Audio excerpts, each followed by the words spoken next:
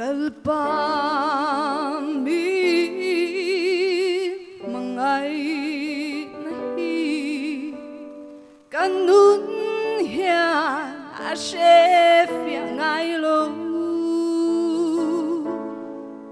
katan cross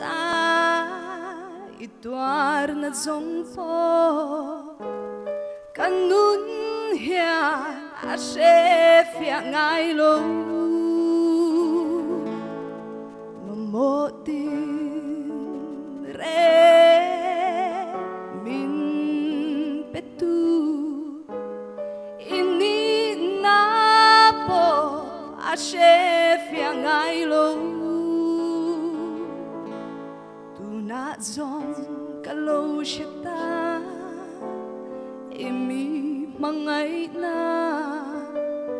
katan cross itwar na chu nangehi ilo ni olalpa kamamo tin reng min petu nangehi ilo ni olalpa tuan nun namin petay tu chu lalpa min mangai tule min lay na tu kalomang min mangai avang hia faklo thay che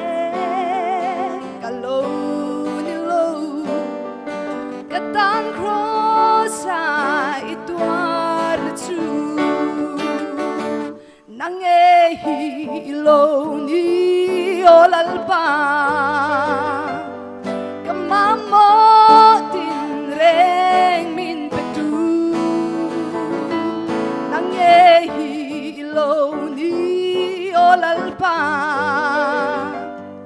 sa tuan nun namin petay tu chu nangehi ilo ni olalpa kamamo tin reng min petu nangehi ilo ni olalpa sa tuan nu